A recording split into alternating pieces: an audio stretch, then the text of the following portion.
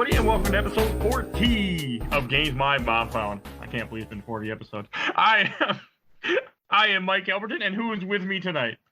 Stefan JD. Stuart Hughes.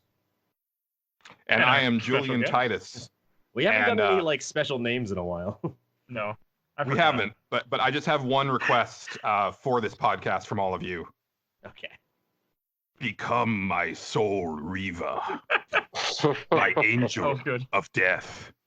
That's my only request. That's all I ask of you. I was hoping for some of that. I was going to say, who are the block pushers with me tonight? But then I forgot it after I started talking. Oh, that's a very apt one, though. That's what Let's just do it again. Let's leave all this in and do it again. We did one. There's one episode where we did that, where I just kept going to fuck it. It's funny to put it in, but not tonight. Oh, and Julian, where might people know you from? Actually, where I know you from too. So, listeners may know me from the episode of Games My Mom Found, where we talked about Blood Omen, Legacy of Kain, but probably more from Nerds Without Pants, the podcast that I've been running for 7 years now. It's a long time. It's a long time.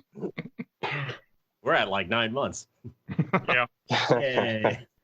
Does it feel like 3 years yet? Yeah. Actually, it's 9-month anniversary today, as of this recording. Congratulations. So, happy 9 months. Congratulations, us. Julian's just like, you wait. It's a beautiful baby vampire. A couple things that I want to mention before we get into the podcast and introduce what game we're talking about. First, I do want to say I want to give a shout out to another podcast that I was actually on that's published. I mentioned a little bit in our 5K, but I want to bring it up on the regular episode too. I was on the Classic Gamers Guild podcast with Rick, who was on our Space Quest 5 episode.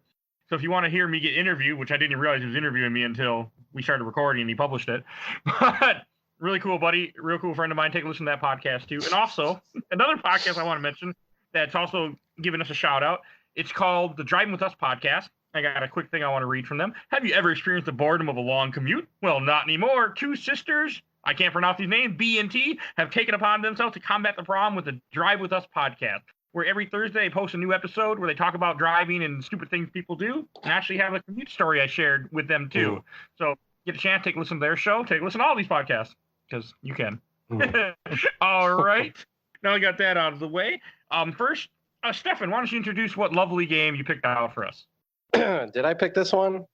I think so. I might have, but you picked the original.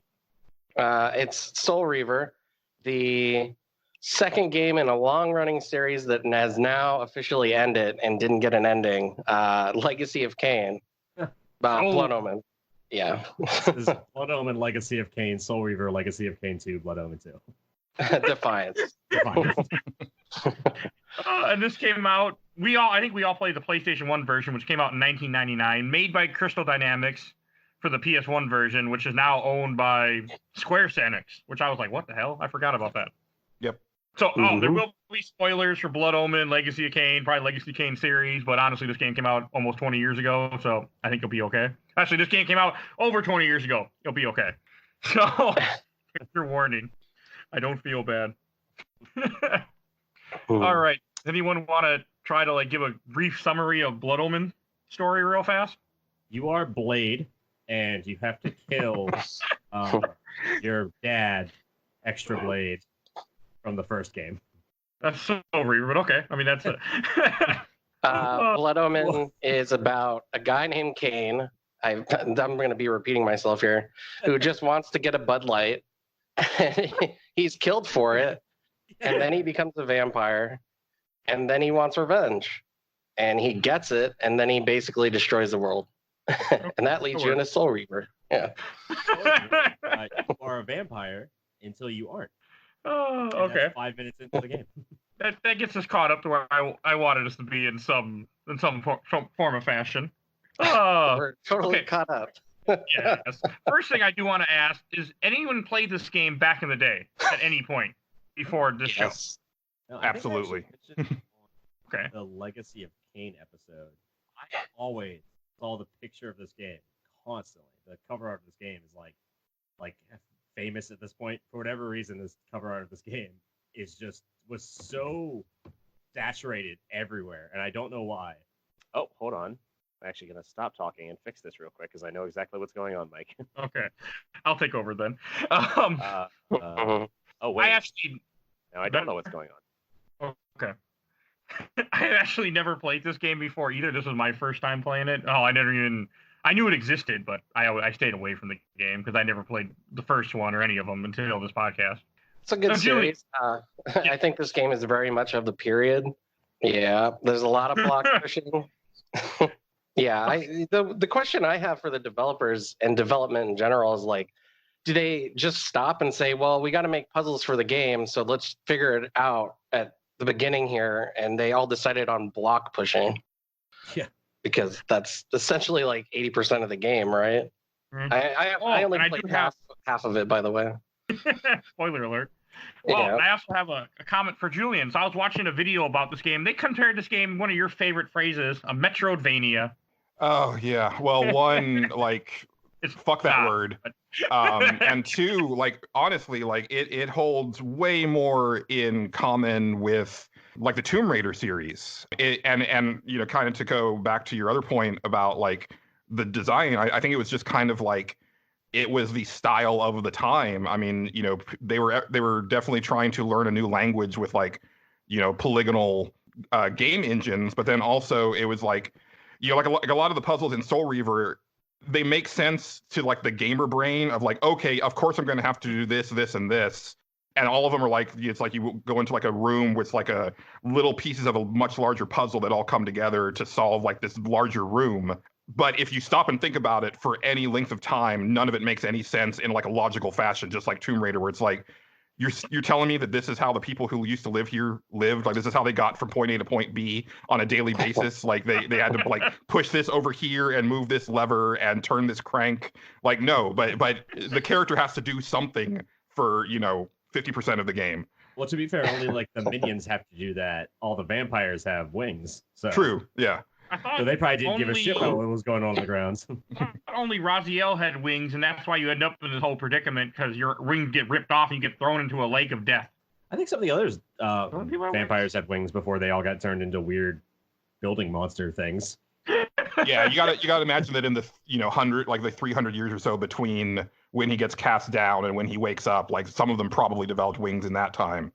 I like to think of this game as the edgiest Spyro game ever made. All I could think about playing this game was, like, especially once you get the ability to, like, not really fly but glide. It's like, this feels like Spyro. It feels like I'm playing a Spyro game. I mean, that's a good point. I just gotta say that opening though, like when this game starts out and you're still a vampire before you become a Reaver or whatever the hell he is. Just the part where where his wings, like, expand, Kane just walks over and just rips him out of his back, and he's one of his sons in quotations. And he slaps him because it's still, like, a game from what, like 1990? 1999. 1999. Yeah, he comes over, he just, like, slaps him in the back, and Raziel falls over. He's like, you've tore my wings off, and I was like, did he? I do gotta say though, like, this game also came out on Dreamcast, and the Dreamcast version looks way better. Like, I was watching a video, a walkthrough how to do this, and I'm like, why does this look so much better? Is there something wrong with my version of this game? Because my version has some issues, but it wasn't. It's just the Dreamcast version is way better. It was ported from Windows to Dreamcast, which is a weird sentence to hear in 2019. I bought the Windows version, but it kept crashing on me. So if anyone who bought the Windows version, you can make it work, but you have to mess around with Windows and make Windows think you're using Windows 7 or Windows 8. Otherwise, it won't run. I've actually considered getting, like, trying to find an old laptop and throwing, like, Windows 95 on there. Oh my God. Some games you just can't run anymore. Like, some games in Windows 10 just will not run. That's just a thing. Like, the compatibility features will no longer work. I run DOSBox for old games sometimes. I guess you could do that too, but I kind of like the idea of having, like, a specific computer. Actually, I've got my old laptop that's all fucked to hell. I guess I could turns just, on a computer, walks away for an hour, comes back. Oh, it's ready to go. It's ready to go. Yeah, finally. Yeah. I'm gonna turn this on and then go watch a show on Netflix, and when I get back, it'll finally have started up. I don't miss those days. I guess I could set up so it is Windows, like, it is a new operating system just with DOSBox on it. Yeah. And then also, like, when they throw him in the lake, because they take his body, his brothers take his body, and they cast him into the lake of the dead, which is supposed to be him suffering for eternity. I mean, that's just terrible. Hi, son. You evolved. Fuck you. Go in the water and suffer for the rest of your existence. And for those worried about like the concept of eternity, don't be. Eternity is only 300 years. So that's really not that bad. In the grand scheme of things, really not that bad. I gotta say, this world went to hell this is 1,500 years after Blood Omen 1, but God, the world's a terrible place in Soul Reaver. Yeah. Mm-hmm. Terrible. Yeah, it's interesting what happens when you have a ill-fitted leader that takes despotic control. It almost feels like Soul Reaver was telling us portents of the future. I didn't think about that. That's good. I mean, because Cain is in charge and he's just a psychopath. That's a good way to put it. I mean, he's become drunk with power and also very like I think the intro does a really good job of showing just how petty he has become and how far he's fallen as far as his humanity goes by this point. So it really sets him up as like a villain for this game. As far as we know. Yes. Now, I mean, things definitely progress throughout the series as far as like his motivations and stuff like that. But setting up the previous protagonist as the main antagonist for this game, like I think they do a really good job of making that switch because, for me, I mean, I loved Cain so much in Blood Omen, especially because of Simon Templeman's performance. So it was a big ask for me to be like, well, now you got to go kill him. But they did they did a good job of establishing like how much he had changed. I was like, okay, yeah, this is not the Cain that I knew. That was it was interesting. Same voice actor. It is really same voice actor. Okay. Yes. Okay. Well, very few games like can pull off making your main character the bad guy in the next game. I'm trying to think of like any other. They did a really good job in this one because Cain's just an asshole. And then, I mean, like everything when you come back from the Lake of the Dead after the 300 years of eternity, I mean everything is just fucked up like to all hell. And I mean, some people, like I was saying earlier, people compare this to Metroidvania. This is not a Metroidvania at all. This is more like a Zelda clone where they cut off part of the game and made something, but it feels more like a Zelda clone than it does anything else. Or like, as Julian said earlier, like the old Tomb Raider game, like that type of style, which I never played. Tomb Raider puzzle solving with Zelda style combat. Oh God! But I do feel that Soul Reaver is like a super ambitious PlayStation 1 game when you consider I'm still astounded with the transitions from the spectral realm to the material plane because even back in '99 I was like, the PlayStation shouldn't be able to do this. Those are awesome. I'm glad you brought that up. A lot of this game you can switch between two different realms to solve puzzles and do things and alter the world, which is impressive that the PS1 couldn't even do this back then. I really like that. I loved being in the spiritual realm and just fighting those weird little monsters. Yeah. But I also like it because I didn't notice this till after I beat the game.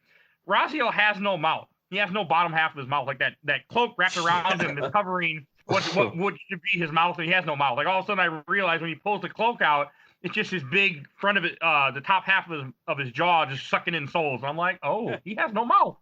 Yeah.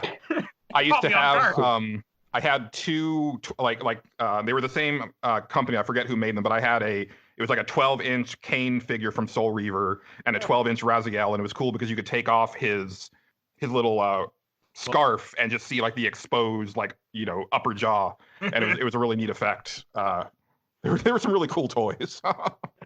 He's a cool character. Like I had known who Raziel was and mainly Raziel from being a gamer all these years, even though I never touched these games, and just seeing people talk about him and talk about how great this game is. I'm like, who cares? I understand. But I mean, a lot of this game is basic. Well, I shouldn't say basic, but a lot of it is just platforming. Like we said earlier, there's a glide mechanic to it, which is that's one thing that did piss me off in this game. That there are a lot of jumping puzzles in this game where you have to go right to the edge to make your jump, or you're not making it. Period. Yeah. That made me angry. Well, I mean, I didn't mind too much. I hit F1 and hit F3, and I was okay. But I didn't like that. And then after that, Mike, you hit FU.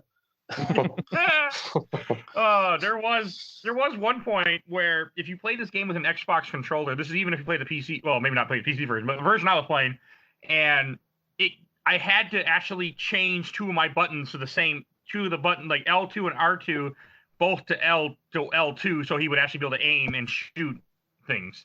Because otherwise it just wouldn't work. He just wouldn't aim.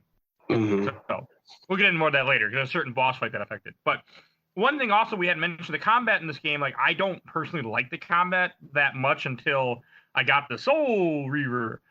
But like that was cool. I mean, he only has like a 3-hit combo or something stupid like that, I want to say. Did anyone else get hit a lot in combat, or did I just suck? Well, he has a 3-hit combo, and then you can hold the button and charge it up to do like a super strike. Yeah. Oh, maybe we should talk when I play this game. I do like the way that they handle the vampire enemies, where like you can actually like pick them up and throw them onto spikes or into sunlight or into the water. You can really exploit those weaknesses. But then that kind of goes by the wayside right away, because you're just like picking up weapons from the environment and just using those as like makeshift stakes, basically. But it's still a pretty neat concept. I didn't know you could pick up weapons until I got the Soul Reaver. I actually had a very specific question. So I was fighting two of the like gremlin-looking dudes on a bridge, and there was some water below us. And when I killed one of them, the other one just like freaked out and just jumped off, ran away, and jumped into the water and killed itself. Is that part of the game, or? No, I was like, I'm gonna say that's a glitch. Okay, that's funny. I also didn't realize until way too long that you could pick up an enemy and hold them to carry them to throw them. I thought you had to walk over, hit triangle, throw him, walk over, aim right, pick triangle, throw him. Yeah. Game's a lot less fun when you don't know you can just carry them to their death. Mike, how have you made it this far with video games? I really wonder sometimes. I would like to say though, like as far as this game, and I could be wrong, but I mean I was playing a lot of video games at this point, being in retail, and I feel that Soul Reaver, at least from my memory, was the first game that had like a in-world part of the story training segment. Or tutorial segment, where up until that point, all the games that I had played, if there was like a part of the game that told you how to play the game, it was like a separate mode, like either from the menu or like in the case of like a Tomb Raider game, you actually were like at Lara's house and they kind of told you how the game worked. But this was like part of the game, like the very beginning of the game is actually you learning the controls and how to do like the combat and stuff like that. And at the time, I was like, this is the coolest thing. Like they took care of like how to do the game like in the story. And now, 20 years later, I'm over it. I'm just like, okay, I just want a mode that says, I know how to play video games and let me go. Like, I don't need this forced tutorialization. But back then I was like, this is so cool. Oh, yeah. By the way, do I sound better now? I just realized I wasn't using the right microphone.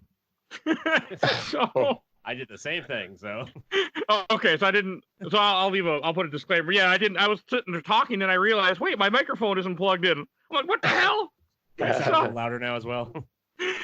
Oh my god. Yeah, but yeah, so I was coming through okay earlier though. It wasn't too terrible. You sounded fine to me. I was just worried. Okay. Wow. Well, that's welcome to games my mom found. Yeah. Because I'm not redoing the first 20 minutes of this podcast. So. All right. Okay, we'll just cut it all out. And now we have to leave it in because I said cut it all out. We were going to cut it. But now we're going to cut it out because I said leave it in. All right, back to the show. Hold on. Yeah, I had a question about this. So yeah, you get the Soul Reaver in this game, which is the sword. But I thought you were the Soul Reaver. That's what I thought too. At one point. I believe that they start to like delve more into that as the games progress. Because I mean, I think one of the only complaints I have about this particular game is that they destroy the physical form of the Soul Reaver, and I just think that's one of the coolest looking video game swords. Period. So when it turned into this energy blade, I was like, oh, but it looked so cool before with its twisty blade and its skull on the hilt and everything. Yeah, it looks like a tongue coming out of the skull. Yeah. But I think they go further into that in the second game, and like one thing that I really have to credit, because for listeners who may not know, Silicon Knights actually like came up with like a lot of the concepts and world and everything in Blood Omen, but then Crystal Dynamics developed this game, and there was like a lot of litigation that went on. It was a really long battle, and I was really worried this game was never going to come out, and I wanted it very badly. But to their credit, Crystal Dynamics did a really good job of taking what Silicon Knights did and building upon it. Like there's an item called the Heart of Darkness in the first game. Oh god! And when you look at the description, it talks about Janos Aldrin, and he's like a legendary vampire. And then sure enough, he appears later on in the series. You get to actually meet him, and like just little things like that they could have just completely scrapped everything that was in the game other than there being a character named Kane and a blade called the Soul Reaver. But they really took what Silicon Knights had laid down and then fleshed it out. And I also think it's worth mentioning that Amy Hennig was one of the lead writers on this game, who would go on to a lot of fame in the game development world with Naughty Dog and the Uncharted series. And so she kind of got her start here. And I think it kind of shows. Like I was like, okay, she's kind of a good writer. Yeah, it's like ironic that Crystal Dynamics had to do like the remainder of these games. They didn't do the first one because like my favorite Crystal Dynamics game by far is Rise of the Tomb Raider and the new Tomb Raider games. And they did Tomb Raider and Rise of the Tomb Raider, and then they didn't do the third one. Another company took it and finished it off. Right, yeah.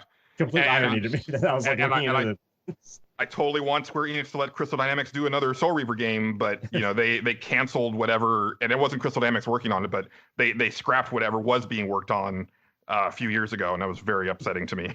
Wasn't it like IP legislation is super weird, y'all? Yes. Wasn't it an online game they were making called Nosgoth or something? Before that, there was actually a one-player game that they were doing. And then that got canned, and then they started working on Nosgoth, and then that got canned. But the footage of the single player game actually looked very promising. It was like Soul Reaver meets Hitman, and I am all for that. Oh, that does sound cool. Nosgoth. Yeah, that it had like it went as far as having like an open beta before it got shut down. Yeah, right. So. Yeah. Well, I finally get that because I remember a bunch of people being super upset that it got shut down, and I was like, I've never heard of this game before. I don't know what this is about. I don't know why everyone's so upset. Didn't realize that was part of this long series of games. Yeah. Series that I'm really surprised that I've overlooked until this podcast. Like I just never cared, which I just find surprising. Like I said, I'm just glad I have context for like seeing the fucking picture of Raziel everywhere. I've still got like a copy of Game Informer with the cover art of Raziel. And I always was like, what the fuck is this thing? He looks so weird. Is it like a monster? A very skinny vampire. A very skinny vampire. I literally cracked open an issue of EGM from 1999 earlier today, like just randomly. I was like, oh yeah, there's an IDOS ad that has Soul Reaver in it, along with all their other games that were coming out like that year and into the next year. It's like, okay, yeah, like I remember how like aggressively they marketed that game because it was actually the demo of the game came out with one of their other games called Akuji the Heartless, which is not a great game, but I was so excited for that game to finally come out just for that demo because I've been following the development of this game very heavily because I was so invested in Blood Omen. And so when I finally got that taste of it, I was like, oh yes, this is so good. Like, please let that lawsuit like get settled. I need this. Yeah, if you were in the 90s, if you were in the 90s and you were a goth kid, this was your jam. I don't think you were a goth kid though, Mike. I was not. Got that heart. I was a Pokemon kid. That's what I was. But one thing that we were talking about earlier, like one thing I didn't realize with this game is that this world is very interconnected, that you don't really find out more till later, which also reminded me of Dark Souls, even though this game is no Dark Souls. But which I thought was cool. Like I like the fact that things seemed a lot closer than I thought at first. I got so fucking lost in this game, in the world, around the world, because everything looked the damn same to me. I was like, where do I go? I don't understand. I would just miss hallways, miss switches, because I just wouldn't see the color palettes and stuff. I just wouldn't notice it. I'm assuming it was just me, huh? No, that's a problem of the time. Again, like, you know, I remember playing Tomb Raider 2 and literally getting stuck for hours on this one level, and then when I finally found the ledge I was supposed to jump to, like I didn't even feel stupid about it because it was like it just was so hidden in the environment, and you know we've become, I think, spoiled with modern games, and I really like credit like Valve games like the Half-Life games and especially Portal 1, with using the environment to kind of show you where you need to go next. And that's become so ubiquitous with game design that when you go back, it's like, oh, right, games weren't always like that. And there wasn't this very intelligent, like, nudging of letting you know where you need to go next, or you know, where you can actually climb, or things of that nature. And yeah, it's definitely a problem of the time. And you know, especially with Soul Reaver being like a fully 3D game with like a completely 3D camera, and also transitioning between two versions of the world in order to like get across areas. Like there's a lot going on. It's very easy to get stuck and confused. Okay, good. It wasn't just me. It's funny that it took so long for us to get to like the concept of painted ledges. Like I think it was like Mirror's Edge that really like gave everybody the idea of, oh, you can just make them red and really visible. It's just so funny to me that no one thought of that before. Of like, oh yeah, there's a really easy solution. We'll just paint the ledge where you can climb.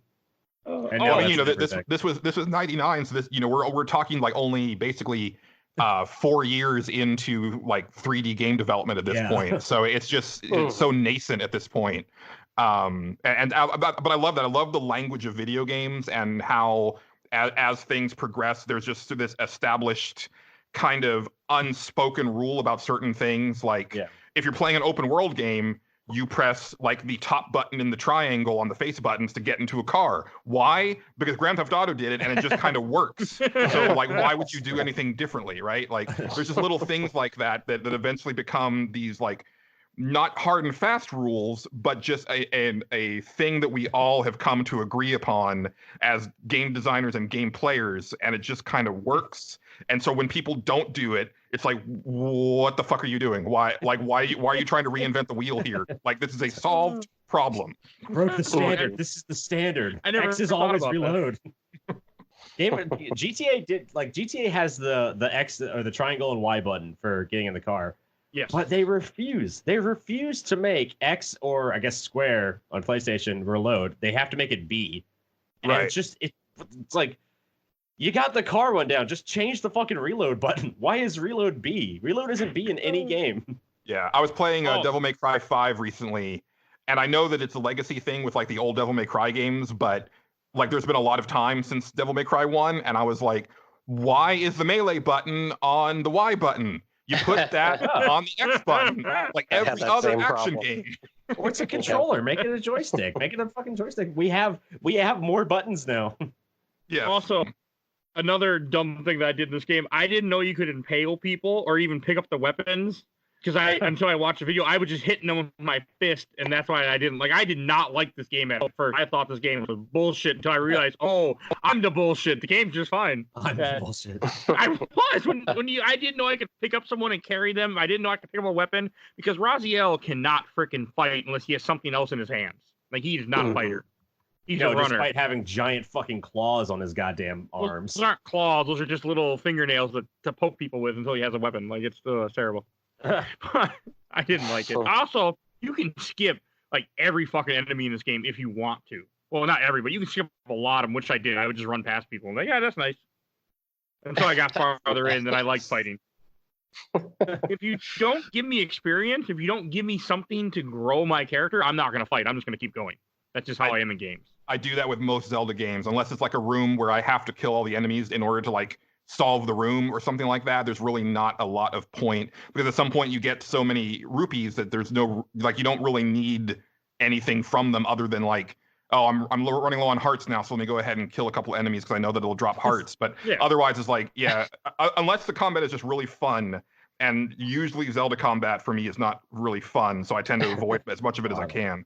So you guys are saying you want to be you guys are saying you want to be rewarded for murder, essentially. Yes, I do. I always want to be rewarded for murder. That's what video games have taught me. I want to watch my character get bigger and his but that's one thing I did note that I did say. But when I did get the Soul Reaver early in this game, get the Soul Reaver, which I did like that scene where Cain hits you with the sword and the sword breaks and then it becomes like part of your arm. Which was really cool.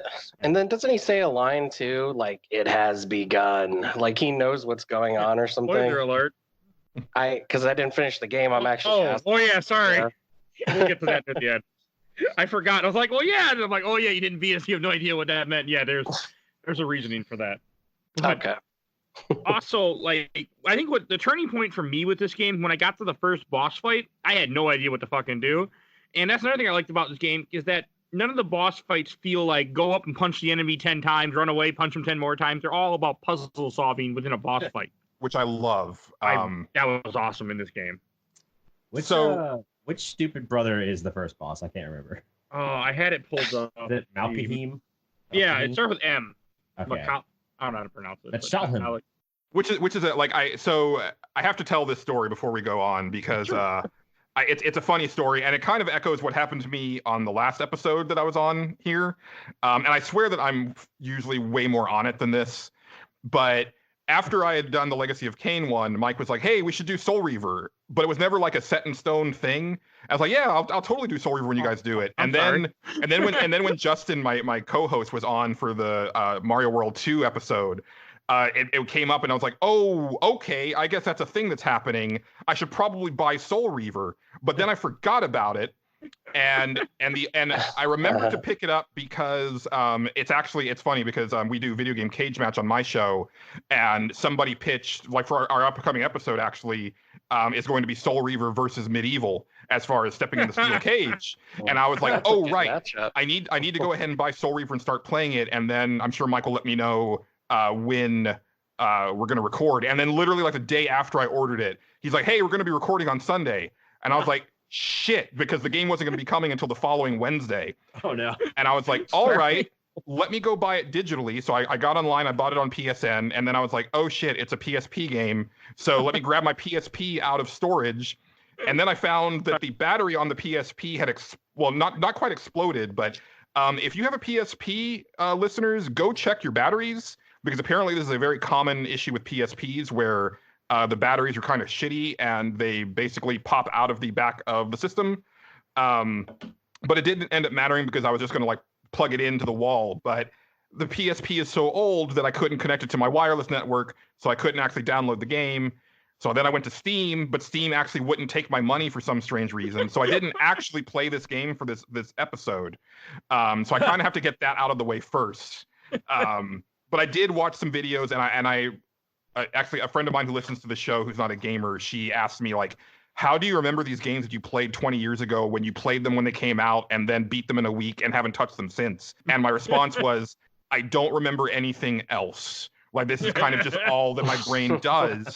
So I do remember a lot of the game, but I did want to say that I was watching like a long play of Soul Reaver before we started, and the boss design for the first boss is like one of the coolest, creepiest things, where he's got like just like bodies fused into his form, and even his arms are just like multiple corpses that have formed into like appendages. It's a really cool design. This game has some really nice art design to it. It's straight up out of like a Cronenberg movie. Yes. Which is, it makes it especially funnier that like Raziel is talking to him and he's like Raziel's like saying like, "Oh, you look disgusting," and then at some point goes like, "Yeah, I also look pretty bad." And it's like, now's not the time to play the pity card, Raziel. Your brother is a mass of skin bodies. Now's not the time. Yeah, but I don't have a jaw, so that's pretty bad too. It's like, yeah, is that bad? Is that bad, Raziel? I'm covered in people. Like I wouldn't have realized, at least maybe not fast enough, that you had to like lure him into like you're Luke Skywalker and you're fighting the Rancor, lure him into the gate and then pull the gate on his head. Like I would not have put two and two together. I don't think, not right away, because I was just smacking him around at first. I remember definitely like because I played this without any. I mean, there wasn't really any place that I could go for tips or anything at the time. So I mean, I did this all on my own, but I do remember like circling that arena for a while before I realized, oh wait, I can jump up here, and then there's this lever, and then that's when it clicked. And yeah, like the boss designs are just very cool. I know that there's one that I got stuck on for quite some time, and refresh my memory, but isn't there one where you basically he's just a corpse on a throne? Yes. And you have to like basically you pull stuff out of the corpse, but then you have to just transition to the spectral realm and fight him there. Is that you have to pull 3 spears out of his body. His name is Duma, and then he gets up. Then you have to lure him through the dungeon to a big furnace room, which the game does not give you any clue that you should do that. When I solved that one, I just thought it was the coolest shit, and I was like, "That is an amazing boss fight." And yeah, I remembered most of it, just even though I haven't played it since 1999. And I do want to apologize. I thought we had it set in stone, but I guess I was still new to podcasting back then. So I didn't realize. It's fine. And it's really on me because I definitely should have checked in, but also I knew with plenty Justin was on with plenty of time for me to pick up the game. I just kept forgetting to pick it up, and so then when I finally did, it was just a little bit too late. But I still, I don't know why, but I just remember so much of the game that I was like, no, I can still do this. It's fine. Well, no, I'm glad you're on. But also, this is a game that I didn't realize why until playing it this week. That when you look at PlayStation 1 top 20 lists or any type of top list, this game shows up all the time for people. And I've just I didn't understand. I understand now, but back I'm like, why this game does not look that interesting? It doesn't look that cool. Never. Well, I like Final Fantasy VII, Legends of Dragoon. I like RPGs, so something like this just didn't even interest me for the longest time. But now I understand. I understand now why people talk about this game. I don't totally understand. we'll get to that. I quite like the world though. Like we were talking about with the bosses. All the bosses basically have. Okay, so going back to the very beginning of this game, basically, Cain tears your wings off because he's upset that you've grown past him, you've evolved past him, and that's why he tears you apart. And when you wake up out of the fountain, you find out that all of your other quote unquote brothers, as they all call themselves, all the other brothers have also started to evolve. And just the idea of all the different vampires kind of following, somehow falling into different sects of vampire, and all their followers evolve with them. I thought that was a really cool world. One of the brothers becomes a fish man. Oh yeah. You didn't get the fish man, I don't think, Stefan. I'm actually, I have it running in the background here, so I'm watching a video of it while we're talking about it, and it just showed the fish dude. Okay, well, good old fish man. That's the third boss, but I really, that's when the game, even though I didn't like the water temple, because they had to go through and push blocks and raise a load of water, not exactly, but even though I didn't like the drowned cathedral place, I did kind of like those vampires, where throughout this game, all the vampires and I guess most fiction, vampires don't like water. But for some reason, these vampires evolved to swim. Is that just a Legacy King thing? It's different. I actually do know a little bit about vampire fiction, which sounds dumb saying that out loud, but there's different kinds of vampires. Some can't cross water, some can't cross running water, some can't be in water at all, and there's other vampires that can actually turn to mist and go underwater. That was something. And some vampires can't be happy and have sex with Buffy and be okay. But yeah, fuck you, Angel. Spike for life. I had to. There's not many times I get that. Look, everybody knows Spike was way better than Angel, and Angel sucked, and Spike was awesome because he had dyed hair. And he was cool. God. Just kidding. Everybody knows the best vampire was that one time. Didn't Xander become a vampire one time in Buffy? I think he became a vampire for a day or something. There's a future episode, or an ultra reality episode where Xander and Willow are vampires, and that's right. They're real cheeky vampires. Yeah, Willow's super obviously gay, because that's what the episode where she realizes she might be gay. That's a great episode. Where she's like, I think I like myself. Oh, man, I'm gonna have to watch Buffy again. Buffy's a great show. Yes, it is. There's also Buffy games too. But you were saying about vampires. You want to give your vampire logic real fast, or that was it? I know that's pretty much it. Yeah, there's a lot of different kinds of vampires, but yeah, some vampires actually do. It's I'm speaking about them like they're real. Some vampire mythology actually has vampires that can go underwater and live in the water, which I was always super annoyed by, because in Skyrim, I think it was included in the Dawn Guard section in a note. They mentioned the vampires that can turn to. Oh no, it was in Oblivion. It was in Oblivion. They talk about vampires that can turn. This is how much I've played those games. I remember a note from Elder Scrolls 4 Oblivion that talks about vampires that can like turn to mist and go underwater. And I was so disappointed in Skyrim Dawnguard that they didn't have those fucking vampires in there because I thought that was cool as shit. All right. About water grabbing you. They like grab you out of boats like Jason. I actually I mean, they look like cobras. For some reason, they had cobra-shaped heads. I think they spit at you too, or something, or shoot a projectile at you. If I remember correctly. Basically, Octoroks. Okay. There we go. More Zelda. But I actually, much as I didn't enjoy that dungeon at they first, were basically Goku the first time he fought Vegeta on planet Namek, and he hit underwater and shot spirit bombs out. I hate you. But that is the most niche reference to Dragon Ball. I didn't completely get it, but that's okay. I'm okay with that. But I enjoyed fighting them. There was one part as I got far into the dungeon where there's a part where if you miss a jump, you fall down, have to redo a giant part of that dungeon. I didn't have that problem because I hit a button. Shit. But it fucking happened to me, and I wanted to break my goddamn keyboard. It's just I fucking hate when games punish you so badly for such a simple mistake. Where it's like, oh, you missed this jump? Fuck you. You've got to do so much of this dungeon again. But I mean, I do got to say, like, that dungeon, I got completely lost in that dungeon after I beat the boss in there. And you get it every time you beat a boss, we haven't mentioned yet, you get a different ability. The first boss, you get the ability to phase through gates if you're in the spectral realm. This boss, which is, I think, the third of the brothers, you get to swim underwater. Yeah. Because before, if you go underwater, you go straight to the spectral realm. But I really like that boss fight with the underwater boss where you're standing on pillars in the circular room and you have to shoot out the windows to put the sunlight on him so he'll eventually die. Yeah. And I could have never done that if I didn't mess with my controller, because that's where I'm having issues where Raziel wouldn't aim. He just wouldn't aim. It's a testament to this game that the underwater section wasn't that bad. I was just about to ask that because the game itself controls really well for a PS1 game, and I was wondering how bad the water was when you swim. Not as bad as like any other water section in any other game. Like Zelda. Yeah. He actually handles pretty well in swimming. Like you can kind of shoot underwater. I mean, I never fought anyone underwater successfully. I mean, I would watch the Cobra swim next to me as I got lost. 'Cause I got just completely lost after you beat the boss trying to get out of there. I spent a good hour just swimming around. I had to watch a video screen for screen to find my way out of that dungeon because I just could not fucking do it. I found everything.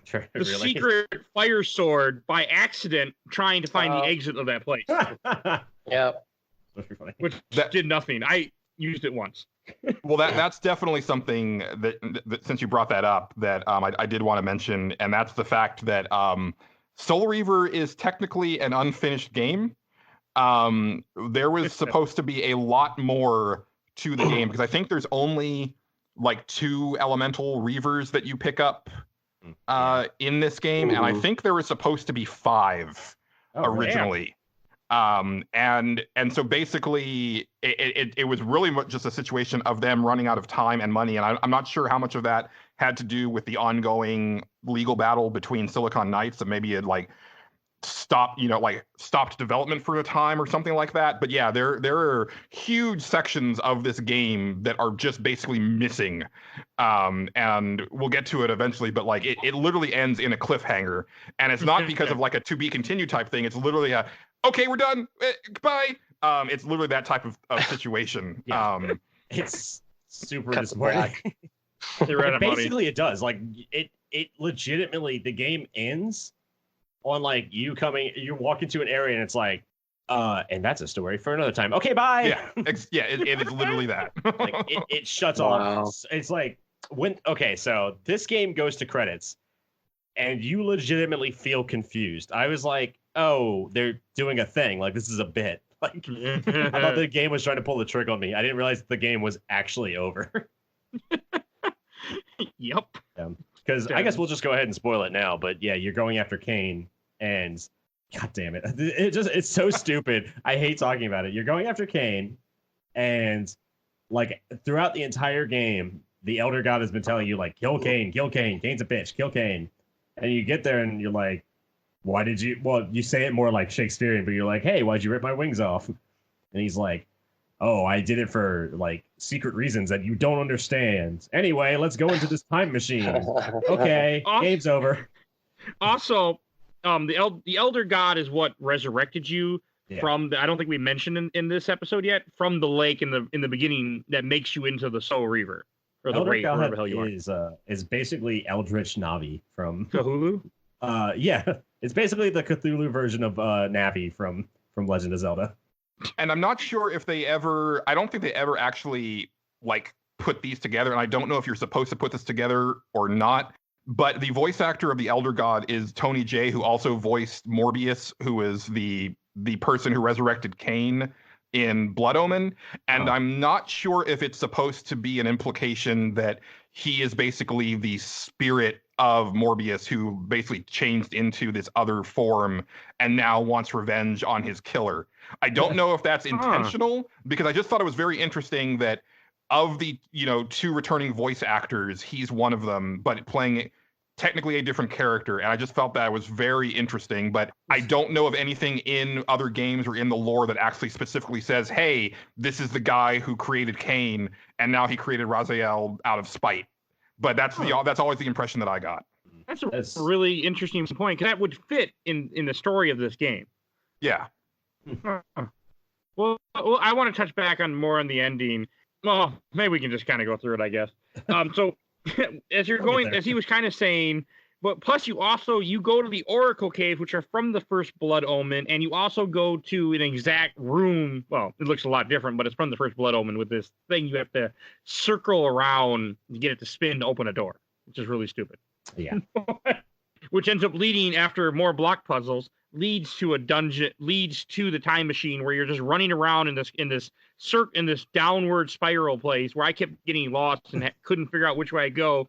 And you'll walk by these black portals, and then each black portal you walk by, you'll see a cutscene and talks about the things that happened to you in the game, where everything was already foretold. That what Cain was doing, he's just following the prophecy. Yeah, I actually like that part of the game. I like that it gives you background to like who you were before you were a vampire, and I think it's not until the second game you actually see some of the second Soul Reaver game, not the second Blood Omen game. I want to say I was looking at like the wiki for some of the characters, and it was like, oh yeah, and this character is a human in Soul Reaver 2, and it shows like their background. I was like, I wish this game had a little bit more of that. So one my thing, favorite part of this game.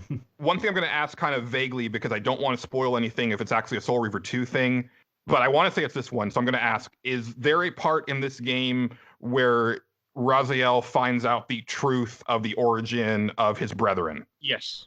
Okay, it is this game. That is another thing. Once again, just like, the fact that Crystal Dynamics, actually took what was already there and built on it. Like, again, and also just, again, making Cain just a evil motherfucker is the fact that like he basically creates his vampire lieutenants from the order that was created just to kill vampires. It's one of the coolest things that a villain has ever done in a game. Wow, and that is awesome. When Raziel finds the gravestones, I didn't understand. He's like, how could Cain do this? I'm like, what did Cain do? It wasn't until the ending. I mean, maybe it was just me. Like, I was just not paying enough attention. And that's when he tells him, like, how could you do that? You took we were priests and you made us into vampires. And the irony of that, it's just great. Yeah, it's great, but I feel like it's slightly undercut by the end of the fucking game, because at some point you're like, hey, why'd you do this? And he's just like, some things you don't understand. Yeah, yoink! Like he literally, it's literally like a Looney Tunes type ending where like you only expect like that, whoop, and just like the little like fade to black type thing, because he literally slips through your fingers, and it's like bye bye. It's like what? Wait, what? Also, I guess there's going to be another game. I sure hope the story ends someday. It did. There are 2 Cain fights in this game. We kind of very briefly mentioned earlier where when you fight Cain the first time, that's how you get the Soul Reaver. And all he does is just teleport around the arena, and you just got to run over and hit him, essentially. Yeah. But, super easy. It's just like, I didn't like the badass in the first game. What the fuck? In my version, he was not a badass, but when I played through this, I sucked at this game. No, I mean, like, the original. Well, yeah. I guess, like, I guess that's kind of a thing in every game where you fight a character that was in the previous game. Where it's just like, hey, weren't you supposed to be like this total badass? And they're just like a fucking Borderlands pre-sequel. You like it builds up all these characters that are just like side characters in Borderlands 2 that you kill super easy and you don't even think about. Like I didn't realize playing pre-sequel that Wilhelm in Borderlands pre-sequel is the same Wilhelm that you kill as a robot. He's like the first boss. He's the first boss in Borderlands 2. And I was just like, oh yeah, I guess that was the same guy. Well, he sucks. I have no idea what you're talking about. Just a major character that turns out to be a bitch. Okay. And also, like, in the last fight was kind of the same thing, but he's teleporting between different floors where he moves up a floor as you fight him. And I actually use save states in that fight. I would see where he is, let him hit me, reload, then run to where he's going to be at. But now I have the power, Kane. As we were saying earlier, so I told you'd be there, bitch. My prophecy. So if we were saying there's 4 brothers, we mentioned the first one, which is the body guy. We mentioned the third one, which is a swimmer. The fourth one, which we were yes. Rahab is the third one. The first one was Duma. No, Duma's the fourth one. Duma's the fourth one. The first one was who was the first one? Malekith or Mal something. I want to talk about the I want to talk about Malekith is something else. But I want to talk about the fourth one quick. That's the one that we mentioned where you pull the spears out of his body. And we were kind of mentioning it, but like the game does not give you hints that you need to make him follow you to this room that you were in earlier where you blow a hole in the wall with a giant furnace. Nothing. I mean, maybe the idea of the fact that he's like, I'm immortal. And you're like, yeah, sure you are. I would not have put that together to make him follow you to burn his body. He also, that was kind of a distracting fight for me because I swear he looked just like Ganon. Like Pig Ganon. It's just like weird off-color Ganon the entire time. It was like so distracting for me. I mean, if I wouldn't have known what to do, I would have been punching him the entire time. Like I would have had, but I guess by that point you should know that none of these bosses are punch, kick, punch. I mean, that's just not how this game works, except for the Kane fight. Yeah. That's a really good strength of the game too, I think. I mean, like, I don't know if maybe there was a manual that came along with this game that explained that, but the fact that like none of the bosses can be beat traditionally is really interesting. And also, one thing that I do want to touch on, every boss is their own type of vampire that they were creating as they were continuing on. Like in the first one, the guy has a bunch of body. His vampires look like just zombies almost, and they're all falling apart, which fits the boss. And the third one, they look like sea cobras, but the fourth one has like I don't think he had anybody except for maybe the guys that shoot fireballs at you. He had be his brethren. Because his whole castle.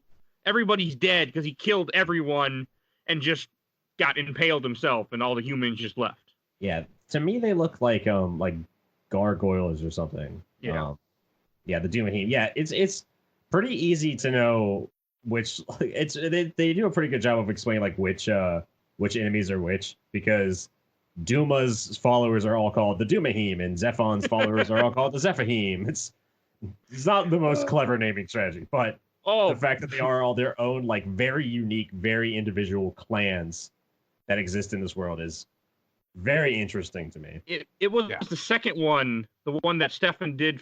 Stefan, you finished the second dungeon right before we recorded this? Yeah, I just killed the second boss. Okay, that was the most. Was that Zephon? That's the fucked up giant bug looking thingy. Yeah, it's like a fleshy. Yeah, spits out like little eggs. Yeah, I think terrible. Was that Zephon? I've got the wiki opening up, but I had the internet using all their fucking names. Okay, but it looks like a giant. It looks like the Brood from X-Men. What I think, at least. Maybe I'm wrong. Yeah. That's what I think. Yeah, that was Zephod. When you I think. go in that dungeon, you freaking see the vampires cocooning humans or cocooning bodies, and that just creeped me out too. But I have a weird fear of being cocooned by a spider. I think I'm okay because spiders aren't big. Very specific fear. It's something like maybe it's from stupid horror movies when I was a kid or something, but that's something that just like seeing that in a game is like, oh, that'd be terrible. Just you're not dead, you're just wrapped in a cocoon. Maybe you're poisoned, you're a little out of it, and all of a sudden somebody comes up and just starts biting into you and eating you. Like that idea just seemed terrible to me. I can't wait to watch Arachnophobia with you. I've seen Arachnophobia. Oh, okay. That was let's the watch boss fight was kind of cool. Eight-Legged Freaks. That'd be a good. Scarlett that'd be a good movie for the Johansson's in that movie, either way. So Scarlett Johansson is in Eight-Legged Freaks? yes, Who's she in Eight-Legged Freaks? she's a Oh, girl. she's the teenage daughter. Yeah. Learned something new on this podcast. Yeah, I haven't seen that movie in That's a long time. weird. Yeah, it's also David Arquette, which is probably like my favorite thing he's ever been in. Stefan, what did you think of the brood when you got to him? The brood. Simple, easy fight. Just grab the eggs, go light them on fire, and then toss them at it. That's it. It's just creepy as hell. I like that it looks fleshy color.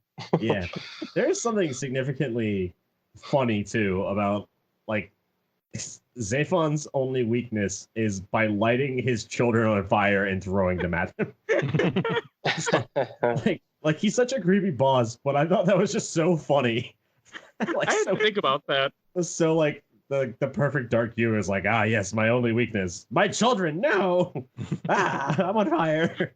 I forgot. I'd never used fire in the game. Like I said before, I found the fire sword by accident. One time I lit it on fire and stabbed a guy with it, and that was it. I'm like, that's nice. Never again. Zephon was Treasure Spider, was he the one that became covered in bricks and shit? Or is that one of the other ones? They all look very fleshy and gross, so. I can't remember. Maybe that's the fourth one. Because Zephon is the one that's kind of taken over the whole cathedral he's in. Like, you'll see these weird things around that's supposed to be him. Yeah, like, it's a giant. Because there's a line where he's like, Raziel's talking to him, and I can't remember quite what I can't remember quite anything he says in this fucking game because it's so Shakespearean. So all the lines are just like very, very. This game has a lot of like tragedy dialogue in it, but God, there's so much. There's a line that reveals a lot about Zephon where like he's got parts of the architecture also embedded in it. Like he's morphed into the cathedral. Not so a very good move for him. He's like, instead of having armor, he's got like bricks and mortar all around his body, which I think is really fucking cool and really creepy. It's one fucked up. And he's got those crazy parts. All I can think about with those teeth is like, what, like, are they his teeth or are they a part of the building that got turned into his teeth? Like, it'd be cool if, God, this game, I say this about every fucking game we play, I think, but this game really needs like an HD remaster, like an HD re-release. It does. Because it did in Dreamcast. Does that count? Yeah. It's a lot better. Sorry, a UHD. A UHD re-release. Yeah, this is one of those games that I would love to see like a full, like, nuts and bolts, like from the ground up remake. You want to see Raziel driving a car? Is that what you're trying to tell me? Yes. Just like Goku and Piccolo learned to drive a car in between when they had to defeat Frieza. The second time they had to defeat Frieza. I want them to take the first dungeon and expand that out into a 60-hour game, and then give me the second dungeon as another 60-hour game. I mean, this would work really well for I get that reference. To be honest, this would work really well for like an episodic title like that. Like, I'd be fine with that. What you do you take a 3-disc RPG, like he was saying, you just break it up in little parts and see how long people buy it. That's yeah. Forever. They'll buy it forever. All right. We did kind of Zephon. So I was imagining like what all the bosses would look like in 3D, and all I could imagine was like his teeth are like nails or spikes or something that were holding. It is 3D. Well, I mean, sorry, HD. 3D. I was imagining like the current graphics, graphics version of this game, trying to figure out what the monsters would look like, and that first boss would just be like one of the most disgusting things you've ever seen in a video game. It would be amazing. It'd be awesome. It'd be like something out of like the monsters out of Amnesia. It's just flesh falling off like body parts. Yeah, just wet and dripping and glistening in the light, and yeah, it'd be really cool. I wouldn't want to play that game. Those games where the game in my head is a million times better than the game I'm playing. Oh, one question I do have for Julian. When you played this before, did you ever end up getting those other glyphs that are in this game that are like the side thing that I just avoided completely?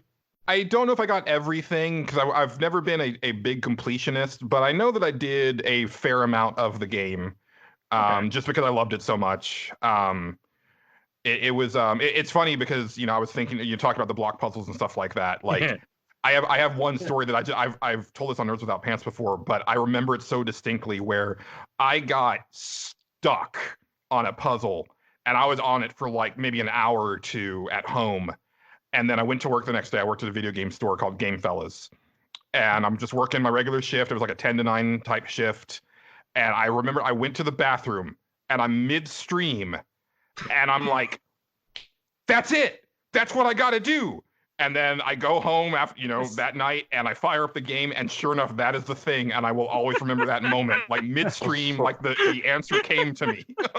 That's always such a good feeling is when something finally clicks. Like I'm glad that games are easier now. I'm glad that games, I'm having a stroke. Do you smell toast? I can't feel my left arm. I'm glad that games are like more direct about what they want you to do now. Generally, I'm fine. I know some people are like, "Oh no, games need to be hard forever." No, but I like playing games that are fun. I like playing games that I can just sit down and have a good time with. But I do. Part of me will always miss those moments of finally realizing what you need to do to beat a game. Oh yeah. And I will say that like. So I'm right there with you. Like I do appreciate how games have kind of streamlined. And again, talking about the language of video games where there's just certain things where you just kind of see it as a shorthand and it kind of just comes to you right away. And sometimes the game will just straight out tell you what they want you to do. But I do like games where there's, if they're using like an internal logic of the world. So like Mike was talking about how, you said that you would never have figured out how to beat Dumas. But my thing is that like, okay, so I've got this vampire that's supposed to be invincible, and I don't have obviously my weapons aren't working. Oh, but there's a big ass furnace back there, and vampires, because in the world, vampires don't like the fires too much. So that's kind of using the logic of the world in a really smart way to do it. And yeah, it definitely took me a while. Like he was basically like killing me and sending me to the spectral realm, and I was like, okay, well that didn't work. What do I do? And then eventually I figured it out. But it was like, oh right, and not to bring up Buffy again, but it's kind of like there's that one season where the big bad has never been killed by any mortal weapon that had been forged, but rocket launchers didn't exist when he was around. I love that episode. The first season, right? That's the big bad of the first season. Second or third? It's the third. Is it the third? Yeah. I don't think it's the first. No, it's definitely later on. It's the first is the monster. But yeah, it's first. God, that show is. I'm watching Buffy again. That show is so fucking phenomenal. No human wet. God fucking Christ. I remember that goddamn episode. He just blows his ass up. His last words are literally what's that? Yeah. It literally says like rocket launchers didn't exist. It's like the best, dumbest logic. And it makes complete sense. It makes complete sense that a vampire that hasn't been awake since like 17,000 BC would not like comprehend humans creating more powerful weaponry. It's so fucking good. Yeah, no, Google failed me. I tried Googling what did Buffy say, but it didn't work when I was going to try to find out the fact. I think the first season was when the vampires take over the school, and then everyone's just okay with the idea that vampires have taken over the school. Like they're like, it's a vampire outbreak. And all the kids are running around, and the next season starts, and they're like, boy, that vampire outbreak sure was weird, wasn't it? Anyway, prom's coming up. What the fuck? It's a weird show. Oh, but we should get back to touch on, I think we touched on most things in this game, except for we started to mention the ending, but I kind of want to go make it not make any more sense than it did. But so we were saying, for those that did listen to the Blood Omen episode, which I would recommend doing that before you listen to this one, especially because it might make a little more sense. But maybe. In the Blood Omen one, he's manipulated by a time traveler, essentially. Yes, Mobius. I've completely forgot Mobius existed, even though I just played Blood Omen 1 earlier this year. 21 weeks ago, let's say. But I completely forgot he existed.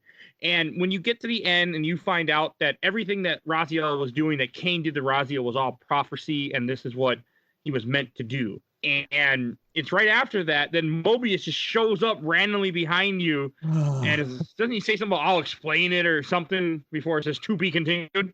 Well, we're skipping over the stuff. I have a picture of what the game says to you right before the credits roll. Sounds so terrible. Here's what the game says. Where time is but a loop, a loose stitch in the universal cloth, a streamer might seize upon a chance a fatal slip and plunge the fate of planets into chaos. Yeah. And then it says, to be continued. I love the writing in Legacy of Kain so much. The writing is so good. I'm struggling to even like broach this fucking question. Can anybody explain? Because we're skipping over the last brother. We're skipping over Terrell. We skipped Terrell? Yeah, and Terrell? I don't know that I could tell you, Mike. That's okay, so not just me then. All right.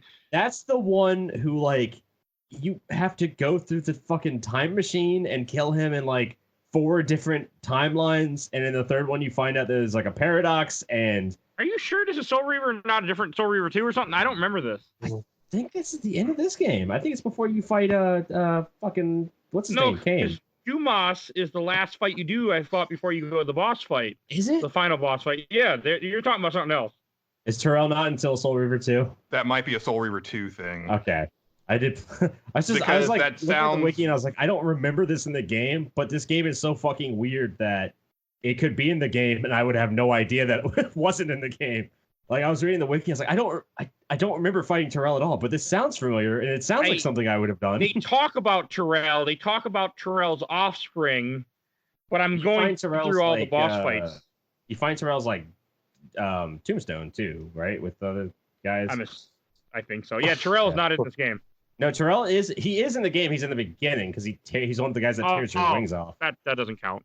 Oh, that doesn't count. Yeah, that's when they all look normal, kind of normal as far as normal goes in the like Symphony universe. They look like a vampire. What I would picture a vampire. They don't look like a bunch of bodies put together, or a cobra swimming in the water, or a guy with no jaw. Yeah, I did not remember the Terrell stuff at all, and so I was looking up a video, and I was like, I don't know if this is in the game or not. I can't. Spoiler, it's not. It's not. This game broke my fucking mind, if you can't tell. I was so confused playing this. Like, again, the world is very cool, but something about like the dialogue being, as we meant, the dialogue is very good, but it is very, very, very like, it's just very, it's a lot. Yeah. It's a lot. It's like somebody shouting. Imagine somebody shouts Hamlet at you, and at the end they tell you, "Hey, all right, what happened in that book?" I don't remember. Somebody killed somebody, and it's like, don't you remember? I yelled this at you 5 minutes ago. Like, I don't know. Yeah, this game broke me. I was so confused by like all the time travel shit that they threw at you at the very end. Because when you're fighting Kain, they just dump a shitload of story on you. Well, like you could tell the developers were like, oh, we don't have time to make this second game, so we're just gonna throw in all the story and exposition and hope that's enough. I will say that Soul Reaver 2 does a really good job of kind of finishing things off and explaining a lot of stuff. Okay. And when you take them together as, if you think of it as that's supposed to be one game, it actually does make sense. It's just really shitty that it wasn't one game. If this happened today, there would be a much bigger uproar. I don't remember there being too much backlash back then. I think people were just glad to have Soul Reaver finally come out because it had been such a tortured, will it, won't it come out type thing. We were just all happy that it existed and we could play it.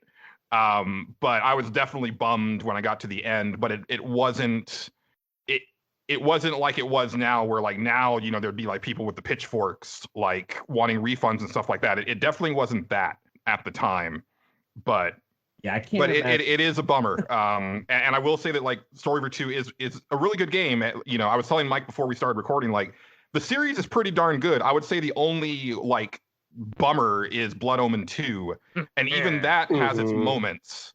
But the series as a whole, like they all have really cool elements and design decisions, and also like they build a world, and it's a really cool, very unique, deep world, and I really appreciate that. Yeah, it's just this needed to be a bigger game for sure. I love how much they threw in there, but it's just on PS2. If they, it's kind of good because Crystal Dynamics is still around. I don't know who owns the IP of Square. So It's Square Enix. Square Enix. Oh, it's Square Enix. Okay, well, fucking, give that shit out, dude. Square Enix. Hey, they're busy remaking FF7. They're fucking remaking everything. I'm not complaining. I'm not complaining, but I don't know. Maybe get Crystal Dynamics to fucking remake Legacy of Kain. That would be so amazing for me. Turiel is Soul Reaver 2. I've just been Googling. Turiel is not in this game. You do fight a Tome Guardian, which might be a Turiel vampire that gives you the ability to shoot projectiles, but it is not Turiel himself. Maybe that's not. He is not in this game other than the opening cutscene. I was just so confused because I was trying to read up on all these characters, and there's just so much, man. Like, these characters have each one of these I invite all of our listeners to go into the wiki page of any of these fucking characters from just go to Raziel's wiki page, and it's just like it just doesn't stop going. Just like, okay, all right, what's this time shit now? I don't remember this. Is this in this game? I don't know. We are going to play Soul Reaver 2 at some point. We don't have it on the schedule yet, but I think once we put together season 4, we got to play Soul Reaver 2. I mean, because I need to see the end of the series. The end of this game. Because it's not only is it a game that could be like legitimately impressive graphically and story-wise if it was remade, but they kind of have the advantage now of just remaking both games together and just putting they could just put them into one big game. Or I mean, if they really wanted to, they could make them episodic and split them up into 4 and people would still fucking buy them as long as they did it well. Yeah, because I would. I'd feel real bad about it, but I would. Fuck it, Maybe don't make them all $60 each, but yeah. I will say that it's funny because not to get ahead, but more of a teaser. I kind of did this for Blood Omen also. I kind of gave a teaser about telling listeners to go watch the intro of Soul Reaver 1. But the intro of Soul Reaver 2 literally is the last bit of Soul Reaver 1 redone in PS2.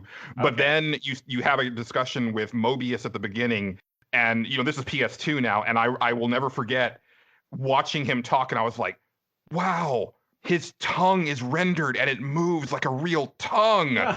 Like, it was so freaking impressive. I did think that was weird when I was looking at the Terrell stuff. It's like, it's weird that he looks a little bit more articulated. Yeah. Strange. For a second there, Julius, I thought you were going to say, and I want everyone to go watch Buffy. Oh, I always want everyone to go watch Buffy. Everyone go watch Buffy. Just skip the first season. Skip the first season, start with the second one. Has some fun stuff in it. It does, but it does. You need the first season to understand Giles' character. You can't just skip the first season. And Spike's in the first season. Come on. No, trust me. It does not hold up all that well. I tell people, start with the first season. You just need to know 2 things about the first season. Then you start with the second. And if you really love it, go back and watch it. But there is a marked improvement in quality from season 1 to season 2. It's like, oh, they got money now. That's the case with every show, though. Every show gets better after the first season. I mean, Next Generation skipped the first 3 seasons. Oh my God! Blast off this podcast! Yep. Blasphemy! I agree with that statement. The first season is still good. The second season is awesome, and then they half the second season will be okay. You can watch half of season 2. You're off the show too, both of you. How dare you cut down Next Generation? You can cut down Voyager. Not my doctor. All you like. Voyager is garbage. But not Next Generation. Nothing. Next Generation is garbage. Oh, I think I'm with Mike on this one. I like every episode of Next Generation. And season 2 has the episode where Data plays Sherlock Holmes. It's like one of my favorite episodes. I'm not saying that there aren't good episodes in those first 3 seasons. It's just like you'll be fine if you don't watch. Like if you are new to Star Trek, I would not have people watch those first 3 seasons completely. Like I would definitely cherry pick a few episodes, but. Season 2 was also the first introduction of the Borg, and look, there's good stuff. Borg. I was just like, oh, okay.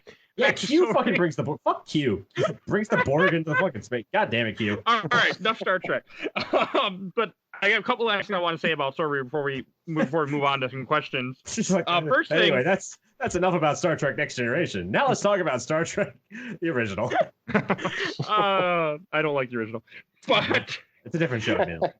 I do want to say that Soul Reaver wasn't even meant to be part of this Legacy of Kain series. It wasn't until later on they acquired the rights to Legacy of Kain after Silicon Knights went bottom up, or no, Silicon Knights stayed around. I'm not sure what. I can't remember.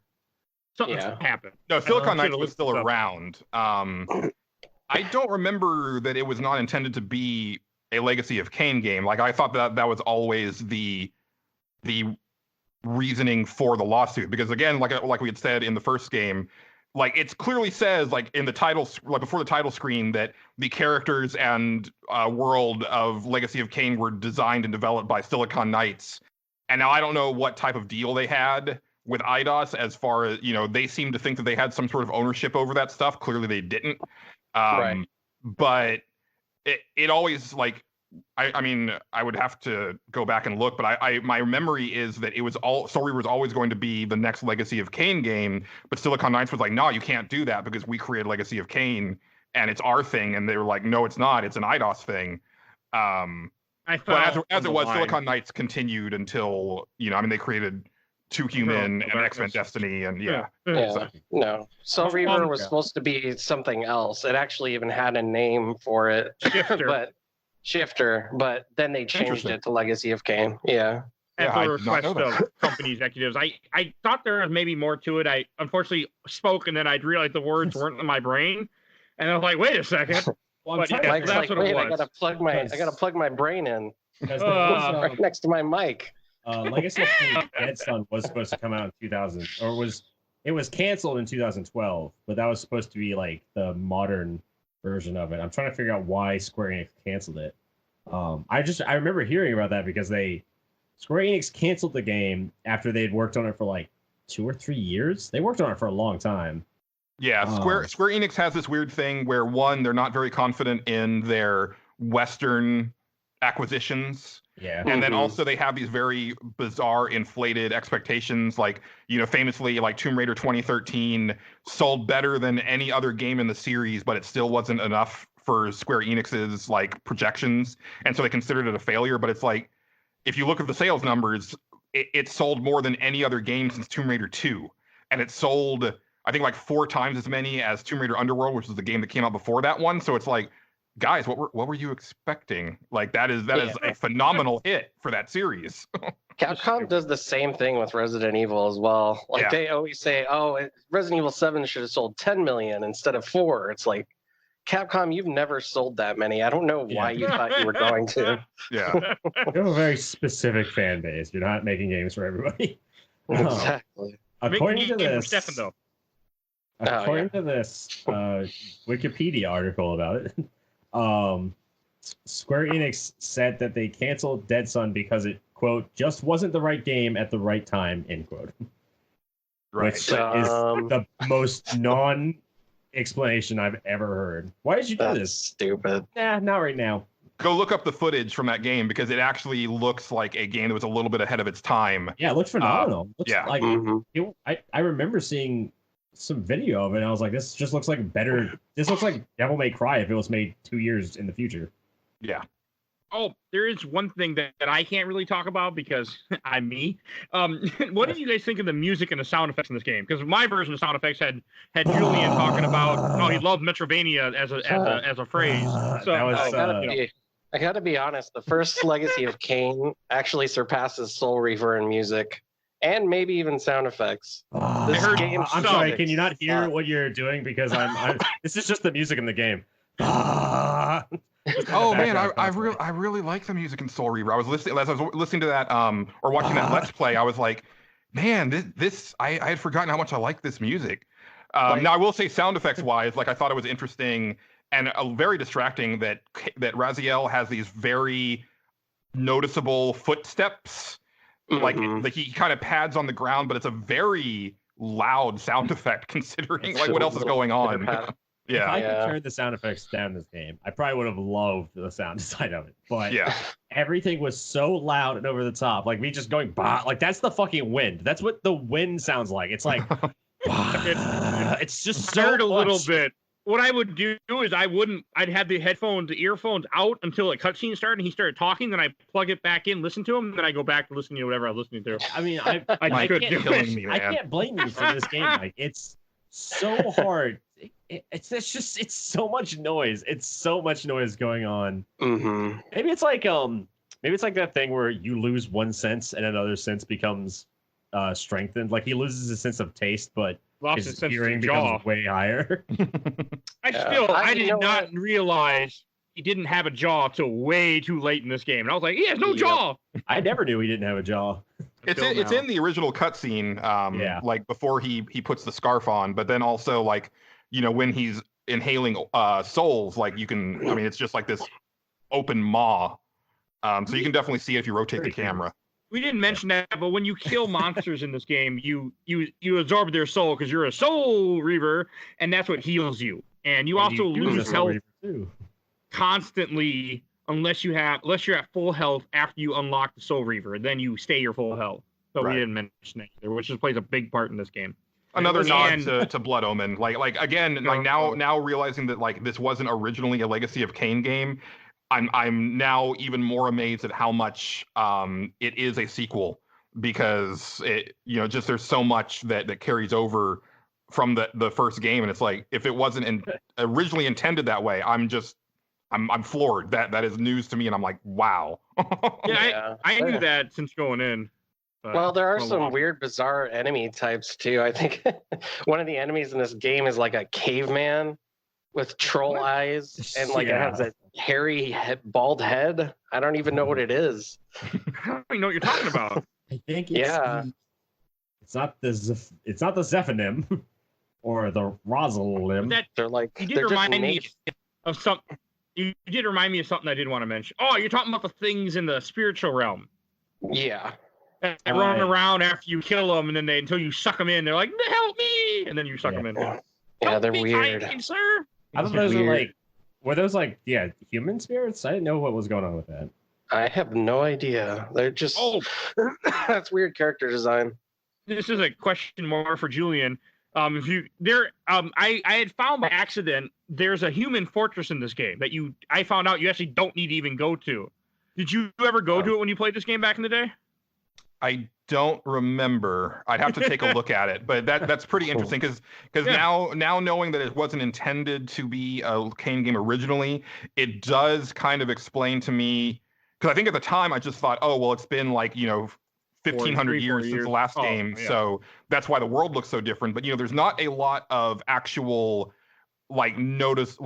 locations from the first game that show up. I think you do get to go to the pillars at some point. You go to the pillars, and which I didn't do this, you actually go to New Raptor's lair from the first game too. It's somewhere in here.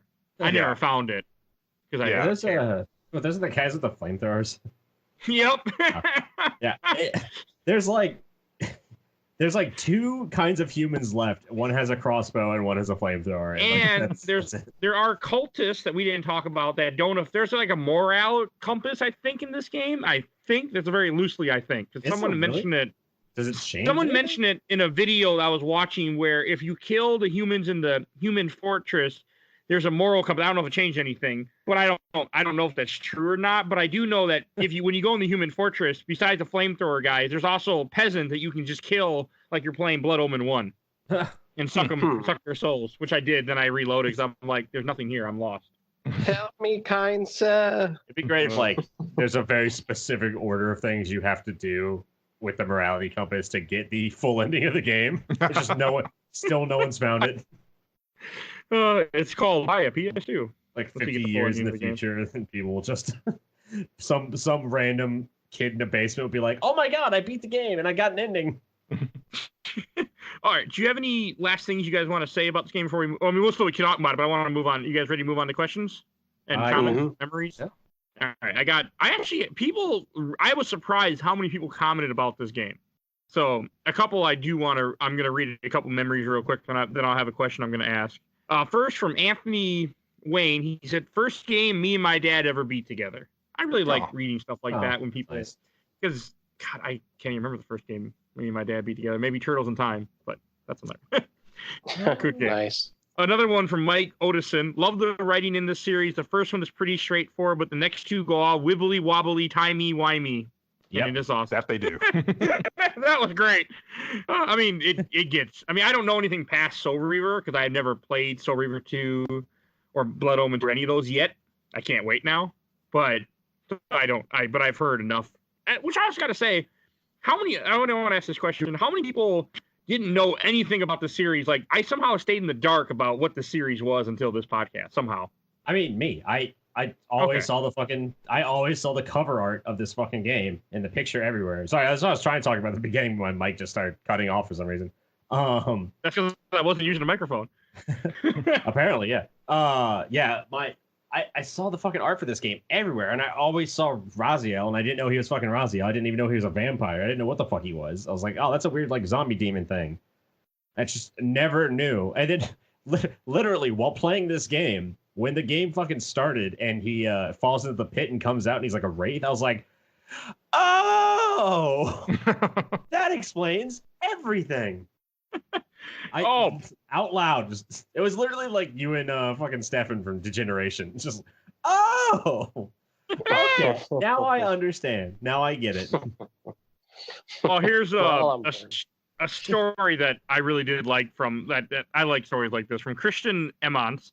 He said, when I was a kid, I had a demo of this on another game, maybe Tomb Raider. I played it over and over and loved it. I finally got the actual game somewhere, somehow, started playing. After about 20 minutes in, my grandfather walked by and saw the game case. He said I shouldn't be playing games where people are reaving souls and made me throw it out. Oh, that actually, I've told this story on my show, but when we were playing, we were playing Final Fantasy II, aka 4, on the Super Nintendo at my cousin's house. Great game. And so I have two sets of cousins. One set were Jehovah's Witnesses, and then one set were Catholic. Oh. We were over, so me and my other cousin were the Jehovah's Witnesses, and we were over at the Catholic cousin's house. We were playing Final Fantasy II, and we got to the Rubicon boss fight. And if you don't know Rubicon from Final Fantasy II, he looks like the devil. He's just this tall dude with horns wearing all red. That is when my Catholic aunt walked in on us playing the game and said we shouldn't be playing that game, and then also told my Jehovah's Witness aunt, and then Final Fantasy was banned from both households for years. Wow. Have you introduced them to Xenogears? That's the game for them. Yeah, and that's the thing is that then I just started playing a bunch of RPGs where you had to kill God. So what are you gonna do? That's what. Get them to play. Oh God, what was that fucking Divine Hell game? Dante's Inferno game. Inferno? Was that the name of the game? Was it just called Dante's Inferno? Dante's Inferno. Yeah. Yeah. I really want to play it. Don't you fight like a giant dick devil in that game?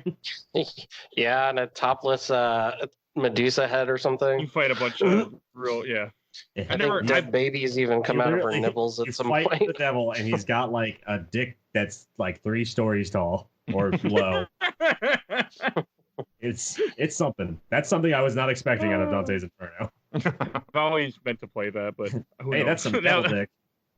All right. Another question from Chase, or not question, but another comment. You can watch all the cutscenes on YouTube. I confess to watching them once or twice. I agree. I mean, we were kind of talking about earlier. The cutscenes are pretty cool in this game. Yeah. Like, it does have some really cool, and like you were saying, we said many times, the writing in this game is just on par. Like, it's fun to listen to. Music, sound effects, but the writing, when they start talking, is great.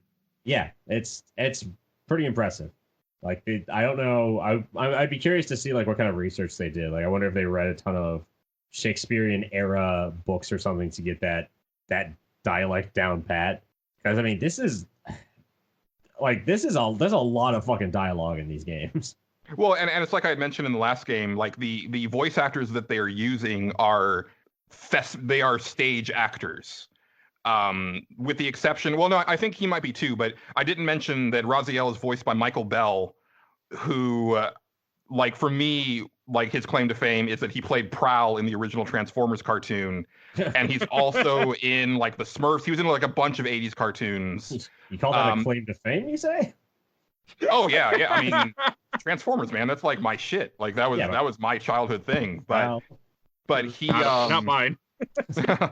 But I think he did go on to do like a lot of stage work after he did like his cartoon thing. So again, I mentioned this last time, but like if you look at on YouTube, like the readings for Soul Reaver 2, like they got all of the actors to record in the same room so they could play off of each other because they were all like stage actors. And so they, that's how they actually, there's a reason why the dialogue is the way it is. And it's because like these actors are actually acting together and not just reading off lines in a room, over and over and over again. They're actually performing scenes, and it definitely shows in the final product. Let's go. Well, I got a funny. Well, I actually really dislike Transformers for a really stupid reason. But there was a girl I was dating. It's a very long story, but not. I'll break. The girl I was dating, her boyfriend then became her husband while we were still dating. Yeah, was in love with Transformers, and ever since then I just do not like Transformers now. But that was one fucked up part of my life. That's fair. Well, I think you still win in that situation because I mean he's got to go watch all the Transformers movies, and so really he's the one suffering. He liked the movies if I remember correctly, but that's a long story. But also, yes. My Google search history also now includes Dante's Inferno Devil Tech. So, okay, this is actually I learned something that I did not know when I was asking questions from Winter Trebek. It said, "Hey, you can get the Fire Reaver in this game if you know where to look." That part I knew, but she also had said, or whoever this is, a human city was added in addition to the ruins of New Raptor's Keep, but neither area progresses the plot. That's the thing that I was kind of mentioning. Like, I was confused. I found the human city once by accident, never found New Raptor's Keep because I got lost constantly in this game. And I just followed what the guide said. He said, go here. Okay, I went here. But I thought that was cool. It has two areas that are optional for this game. I wouldn't be surprised if they had intentions for those that they weren't able to actually utilize. Probably. They ran out of money. Like you said, I don't know if optional is the right word. Yeah. It's sort of like when you hear about Shadow of the Colossus, and there's like a couple entire areas that are rendered that you can't get to because they just never were able to use them for anything, but they're still in the game. So if you can like get into the code and break the boundaries of the game, you can see them, but there's no purpose to them because they just are basically unfinished areas. Yeah. They might have the optional item, like there's a stone glyph and some other stuff that I never cared yet, that the guy was like, well, go here. And I'm like, that's nice. I want to go here and finish the game. But I barely beat this game in time. I beat this game last night. And on Sundays, like when we record, I go straight to, I wake up, go to work, come home, record. So I was like, I got to beat this game or I'm not going to finish it for the show. Yeah. So that was, but I have a memory I want to read here from someone, from Laura. Said, I saw commercials for Soul Reaver 1 and really wanted it, but I was 14 and a freshman in high school at the time. A friend of mine was a big, impressive 18-year-old senior and said he'd burn me a copy but never got around to it. 2 years later, my boyfriend loaned me Blood Omen 1, and I fell in love, never knowing the connection. A few months later, a friend brought her PS1 to school, showed me this deep, mature, goth-as-fuck game. She hooked it up to our English teacher's borrowed TV and showed me the open during lunch. I was outraged. Who did this little shit Raziel think he was? Why did they have such a huge time skip? It was the beginning of my lifelong passion. I like that. It's so fucking confusing. That was from the Legacy Kane group that I'm part of. Which I didn't know existed until we played the first Blood Omen. Does a video game exist? There's probably a community for it somewhere online. And I'm probably part of it. Yeah. Because I join everything at this point. But that's not here nor there. I actually did have a lot of people that came to me when because I always post or comments in memory some of the Facebook groups I'm part of, and a lot of people came to me and had a lot to say about this game. Like a lot of people really like Soul Reaver, like even way more than Blood Omen 1. I think this for a lot of people was one of their games in the late 90s, early 2000s that everyone remembers. Somehow I completely missed it, but a lot of people recognize it. Yeah, I think for a lot of people, this is their introduction to the Legacy of Kain series. On this, I won't get this reference exactly, but I know what it is. But maybe Julian will find this more funny. From Justin Berger says, when that game came out, the only thought I had was Kane from WWF. So I don't. Different spelling, but yeah. Yeah. Can we get Kane to play Kane in the Legacy of Kain HD remaster? You can get Kane to play I See You in a stupid movie. But, Oh, that's the other guy. Oh, no, that is Kane. Kane versus... question. Were there two different actors that played Kane in WWF, or was it the same guy the whole time? If memory serves, I think that there were a couple times when they had another guy playing Kane, but I think that might have been part of an actual storyline in the show where there were like two Kanes. But other than that, like as far as like a actual person like taking over for Glenn, whatever his name is, I don't think that ever actually happened. Glenn Jacobs. Yeah, he has been Kane the whole time. Yeah. Okay, that's a random question. I remember growing up during the Attitude Era when my friends were big into wrestling. I didn't care less about it, but I remember being absorbed around it. So, and I know you're a wrestling fan. If I listened to your show correctly, remember? Yeah. Okay. Yeah. Kane, so you guys know Kane the wrestler. Kane, he's a mayor in Tennessee. Yeah. Yeah. That's a thing. Yes, it is. All right, got one more thing I think I'm going to read from Misha Argo. Said, overall, I liked it. The setting was really bleak, and I had not played the preceding Legacy of Kain game. Only one. The treatment of vampire lore and powers was an interesting mechanic, as you had to defeat bosses to gain their abilities to progress through the Nosgoth landscape. Welcome to Zelda. That's what I got to say. But I ended up growing on that whole aspect of having to get different things, and I like that they did it in this game. I like it in any game. I'm a gamer, so yeah, I like that. Yeah, I like that mechanic. I like that like level of evolution to your character and everything. I didn't hate this. I just really want wings. Okay, I want him to actually have his real wings and be able to fly, and I'd be happy. I want whenever you have the wings, I want it to not be in an area where the wind sound effect is cranked up to fucking 211. Just the entire fucking time. Can't hear myself think because I can fly here. Great. Well, like they do, like we mentioned, but they do have areas in this game that blow wind up a pipe that he's been referencing and arguing about that lift you up to higher places because, you know. No, it's just anywhere where I don't know, maybe it was just like my copy, but anywhere I was like in that had wind, it just occasionally, it was just fucking insanely loud. It sounded like I was in a fucking like hurricane all of a sudden. Hey, you're just bringing back memories for yourself, huh? I get it, I can glide. Just tell me I can glide. All right. Are you guys ready to go to Shelf or Box? Emblem on something. Should we go to Shelf or Box? Sure. Yes. Do it. Okay. Stefan's like, get me out of here. Stefan, why don't you go first? Yeah, so sorry. This whole time, I've been cutting off my mic because I don't know why, but I'm just coughing up a storm over here, so I really haven't talked. I've been doing it the same time. I'm doing the same exact thing, so don't worry. Sorry. That was not so I don't know if I'm getting sick or something, but I just want to apologize to everyone. Yeah, it's the T virus. It's always the T virus. How it begins. Itchy, tasty. So yeah, I'm gonna keep mine really short. It was a fun game. It did a lot of things that on the PS1 that I didn't think were possible, and that's accurate. And I kind of wish I could have seen that ending to see how bad it was. It sounds bad. YouTube exists. Yeah, but this isn't 1999 anymore. I don't have to come over to your house and beat the game to show you the end scene. I gotta party like it's 1999. I hate that song. I hate Prince, and I live in the Twin Cities. I do not like Prince. Keep going. God damn it! Hold on, no, we're gonna talk about this. Let's Stefan finish. We'll talk about it after. Let's Stefan finish. I'll bring it up at the end. I'm leaving the show. I don't really know what else to say. I didn't finish the game. I really enjoyed the boss designs. Just the way they look all fleshy and mangled and like put together in odd ways. And for some reason, one of them is shooting out babies to be burned. Yeah. All that stuff is kind of neat. And I like the Legacy of Kain series in general. So yeah, I'll put it on my shelf, but I kind of feel like I shouldn't be putting it anywhere because I really didn't finish it, and I don't have a full observation of it, but it feels like it should go on my shelf. So that's it. Now I'm gonna go cough. Okay. How about you, Julian?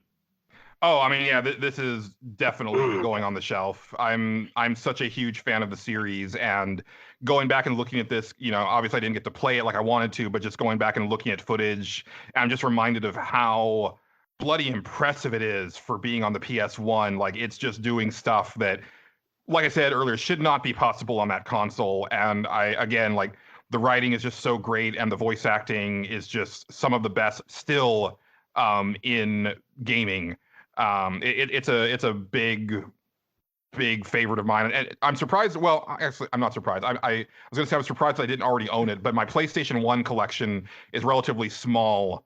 just because I bought all of those games as they were coming out and then traded them in as soon as I was done with them. So it's only been in recent years that I've been like kind of building a collection and going back to stuff that, you know, I enjoyed and wanted to just like have on the shelf, just even if I'm not going to play them, just to be like, yeah, this is a game that is really important to me, and that's where it's going to go. Okay, I'll go next. The first hour of this game, I was swearing at this game, calling this game a piece of shit.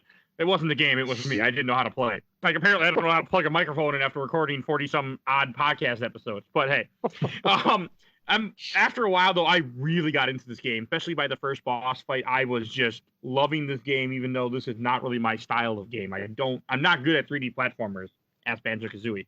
And I just really enjoyed it. I didn't want to stop playing. I enjoyed being in the world. I don't really like block puzzles that much, and I'm okay if I don't see any more block puzzles for a while. But this is a good game that I recommend that if you have the chance, play it. It's on Steam.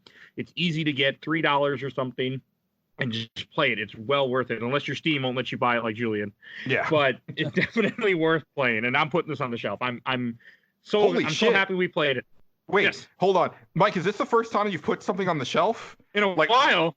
I haven't listened to every episode, but literally every episode that I've listened to, it's gone in the box, and I a lot go in the box, especially, which I forgot to mention, even though I wrote it down in the show notes. This is week 4 of our Spooktober event, and so far the first 3 all in the fucking box. It's fucking games, but this game going on the shelf because I really enjoy it. Now I'm definitely putting Soul Reaver 2 on the list when we start putting the next schedule together in March or for after March.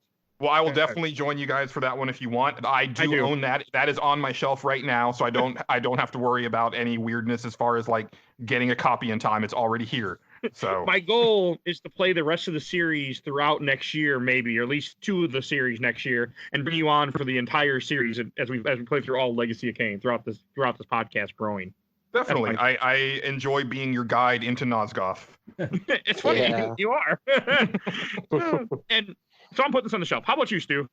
Oh boy, I really shouldn't have gone last. Sorry. I'm gonna put this in my box. Yeah, I enjoyed playing this game. For the most part, like I think. See, this is gonna be difficult because this is gonna be me basically saying that I like a bunch of different aspects of this game and then still putting it in the box. I really like. First of all, there's an underwater section that isn't total ass, which is impressive in its own way. Especially for 1999, that is incredibly impressive. The boss designs are great; they're phenomenal, and I would love to see what they would look like today if they came out. Even if just somebody does like art of what they would look like, I think it'd be cool to see. I like that the bosses are all beaten with like alternate means. Like you're not just punching any boss to death. It's like, oh, you got to pull the spears out of the sky, you got to break windows, and they kind of set that up. Yeah, but they kind of said, I mean, even the Zelda boss, it's like, okay, like get the eye out and then beat the shit out of the eye with your sword. Yeah, but this is like you got to open up all the fucking windows and burn him to death, because of course you do, because he's a vampire. Like, it makes sense within the lore. It makes sense mechanically to break up just the like constant beating up enemies. This game has like a really unique art style that I appreciate. It's not my favorite, but I like it. I know a lot of effort went into it, and that is very impressive. The sound is pretty bad work. The sound design is pretty god awful. Man, I'm wondering if that was a thing with your copy though, because I definitely didn't notice anything like that when I was watching that long play, and I definitely don't remember anything like that, from back in the day. And I'm wondering if maybe it was just like a glitch or something going on. Yeah. Are there scratches on your copy? No, it was just like the wind was really loud, and I'm exaggerating a little bit. It wasn't like deafening, but it was very annoying. He was very upset because I was, because the music is like very like orchestral and gothic, and I thought that was kind of cool. And then it was just like the sound effects are so fucking loud that it's hard to hear the music, and I like hearing the music. Play the fucking music. I'm okay with that. They don't need to play any music. Well, you don't listen to the game anyway, Mike. No, I don't. Yeah. I appreciate this game. I appreciate every aspect of this game pretty much. I mean, the writing and the dialogue is fantastic. It's just not a game that like ever really grabbed me as a kid, and it didn't grab me as an adult either. I don't know. It's really hard to go back to PS1 era games. Like I will definitely agree with you on that point. Like it's the reason why, like, of all the games that I always put down as ones that I want remade, they all come from the PS1. Like I want Silent Hill 1 remade because that's a fantastic horror game, but man, it's really hard to play now. There's a lot of games like that. I was just also never like a big vampire guy, especially not like when they go way over the top. Like I love the Lost Boys, but those are very like quote unquote grounded vampires. Right. So what you're telling me is you like shitty vampire movies? So what you're trying to tell me? How dare you? I've never seen Lost Boys. Is one of the best movies ever made, Mike. I've never seen all of it. This podcast. I'm actually kidding. I've never seen the movie. So, Stu, would you say that you enjoyed the first Blood Omen over the second, then Soul Reaver? Yes. I think the thing that this game just builds off of the first game really well. Even the first game is just like, it's so over the top. At least for me. For me, it's just a little too over the top. And I want to say with the first game, I didn't put it on my shelf either. I could have looked and found out, but that would involve me having to listen to our old episodes, and I didn't do that. So mad at Mike for even joking about the Lost Boys being a bad movie. I've only seen half of it, and it didn't interest me, but that was a long time ago, but I do mean to watch it again. Joel Schumacher has so few good movies, Mike. That's true. But hey, I will say this, and we're talking about vampires, this is I will say the first Twilight is a good movie. So, how dare you? Okay, yeah, that's a hill that you can die on. You can definitely tell which of the fucking podcasters here have taste and which of us don't. So, actually, like first Twilight, New Moon, and Eclipse, I think are good movies. How many Frog Brothers were in the Twilight movies? Just like yeah, because Frog Boys had two. So fucking read and weep. I really appreciate this game. I really wish I liked it. It didn't grab me. I think if this game came out with a modern re-release, I'd play it and I might enjoy it, but not this one. No. Like just to kind of move forward, I can see you probably enjoying Soul Reaver 2 more, or definitely Legacy of Kain Defiance, which might actually be the best in the series, just from a playability standpoint. I want to play that now. So bad. Look, I think it just comes down to, some people like Blade and some people like Blade 2. All three Blades are amazing. So, well, Blade Trinity was certainly a movie. It's a good movie. It does have pre-Deadpool Ryan Reynolds being Deadpool in it, which it's worth watching for that. And speaking of hills I'll die on, I also will die on another hill, which we haven't mentioned in this podcast yet. It has nothing to do with this, but You're going to turn anyway. all of our viewers against us. Devil May Cry 2 is one of my favorite Devil May Cry games. Okay, God, we're done. I'm taking my mic off. It's been fun. I don't need a plug. Is there anything else you want to get to, Mike? Do you support the rise of Hitler? Oh, God. I think we should kill all puppies and kittens. In all fact, I love every Devil May Cry game. I think they're all amazing. So that's part of the joke. Favorite Star Wars Phantom Menace? Mike, no, but that's a good movie. My dick just fell off. Jesus Christ. All right. I think it's time we should introduce what we're playing next week. Everyone fucking hates us. Everyone hates me. It's not you guys. This is a podcast full of some hot takes. We're encouraging this behavior. I have a lot of hot takes. I just been saving them. So, Stu, do you want to introduce what game you picked out for us next week that we're gonna be talking about? You don't remember, do you? I think I do, but I don't want to get it wrong because it's on the list. Yeah, it's on the outline. Okay. Yeah, I didn't want to say the one that we're keeping kind of quiet. We're probably gonna mention it soon because even though we do edit these, and I guess you can cut it out. But we are playing next week. We are playing Penumbra. Overture, yes. It was the spiritual prequel to the the Amnesia games, I should say, are the spiritual successor to the Penumbra games. Yeah, and that's not the first big Windows horror games. I'm not looking forward to listening. No, you're gonna fucking hate it. Oh, I know. I played the first 5 minutes of it. I'm like, I hate you, Stu. So we'll see what I have to say next week. But I think Helena's going to be on that episode, right? Yes, Helena's joining us, and Adam, her boyfriend, is joining us because Nice. Stefan was not able to get this run on his PC, so I don't think he'll be joining next week. Yeah, this is a difficult. Unfortunately. So, because it's but he'll be back for our big Halloween episode that we're doing right before Halloween. Yeah, Are we going that to announce that next episode week? is going to be amazing. We're going to announce it next week because I Okay. need to promote it for a week, so I'm going to mention it. Well, I'm excited about Penumbra though, because I haven't played those games in a long time, and they're very Yeah. spooky. I didn't get far, and I'm already like, All right. First, I do want, before I get to a couple plug, one thing I do want to say, this is your first episode. Normally, I do connect the microphone in the beginning of the episode, so this normally doesn't happen. So if you're still here somehow, thank you. We usually do a better job. I'm also sick, and my brain wasn't thinking very. I was out of town all weekend. I just got back today. I didn't test my mic. That's on me. Normally, we're better than this. But also, Julian, do you want to give a quick shout out to your awesome podcast? Yeah. So It my is pretty awesome. my podcast is Nerds Without Pants. No pants. Just recently, like our most recent episode, we were talking about our favorite video game edgelords. That's episode 162, which is a lot of fun. But more pertinent to this discussion, our next episode, 163, is our annual Halloween Havoc episode. And I'm really excited about this one. My co-host Justin, who was on an episode of Games My Mom Found, he is also a huge coward, Mike.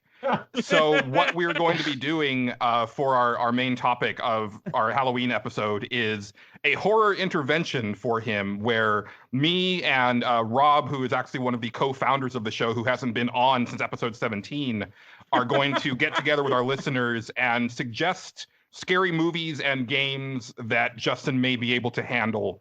And so that should be a lot of fun. And also, stepping into the steel cage that episode is Soul Reaver versus Medieval. So if you want to hear me talk a little bit more about Soul Reaver and if it stacks up to Medieval, definitely check that one out. The great thing about Video Game Cage Match is that we pick the winners based on the most arbitrary shit you can possibly imagine. And it's a lot of fun. And it's even more fun when people don't even know the games we're talking about. Like last episode we did Mystical Ninja on N64 versus Brave Fencer Musashi, and I think 80% of the listeners had never played either game, and it was glorious. Well, tell James to go watch that. Tell James to go watch that classic movie, Lost Boys. Yeah, everyone, go watch Lost Boys. Yeah, and can I just make a request for Games My Mom Found? Sure, of course. Can you guys please play like either Parappa the Rapper or Bust a Groove or Guitar Man, just so that, because I want to hear Mike's brain explode when he has to listen to the music in a game in order to play it. We've talked about Parappa the Rapper, and I've never played it other than 5 minutes at the video game museum thing at the Children's Museum when it was here, but I will try it. Or played a minute. It's I shouldn't say 5 minutes. We've talked about it, but I don't think it's still like playable. It is. Oh, it is? I have a copy of it if you want to play it, so I can get you a copy, let's say. It's difficult to play on a modern TV because of the input lag. I won't be playing it on a modern TV, so I've heard playing on a screen.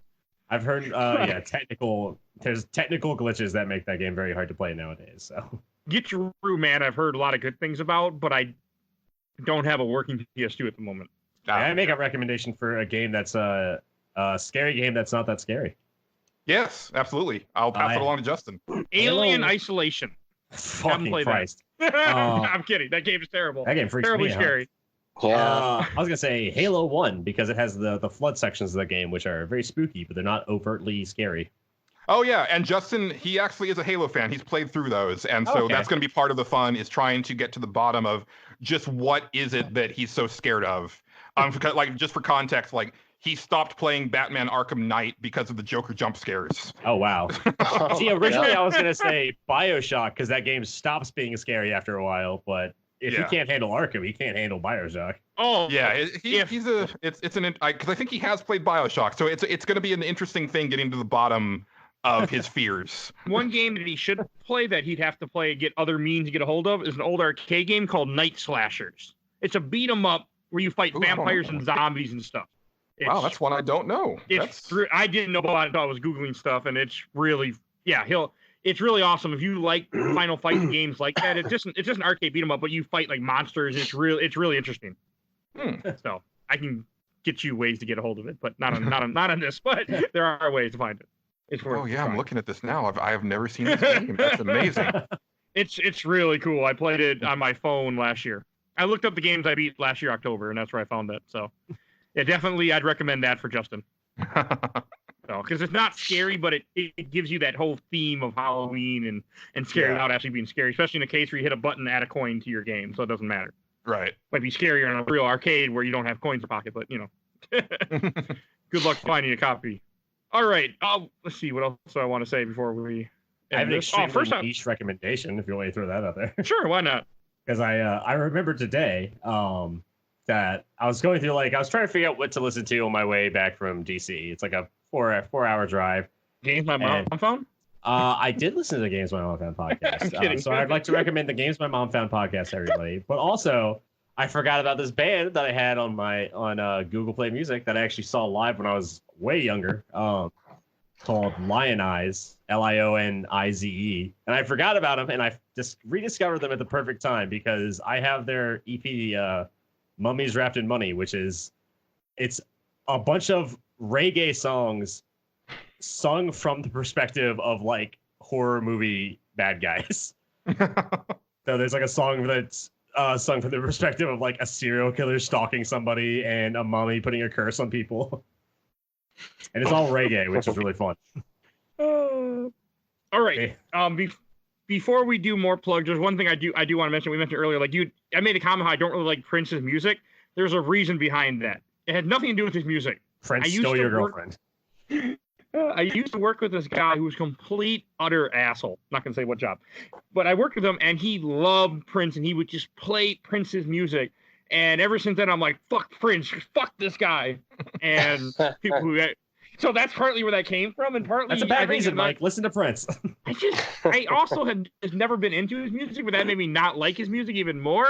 Even though I think he's a very talented artist, but it's never been for me. But I'm also the guy who listened to Taylor Swift and could sing a Taylor Swift song word for word right now on the show. Not going to, but I could. So my taste in music might be questionable. Prince was like the Mozart of our time, Mike. You're missing out. I like how you're I don't like Prince, but I like Taylor Swift. Fucking Christ. Prince this is an episode of Hot music, Takes. Man. I also like Nickelback a lot too, and I've seen Nickelback concerts. Does that count? Okay, we need to end the podcast. I'm not going to be able to promote this episode when it comes out, Mike. I'm just. Prince and David Bowie, two people from our time that have changed music forever.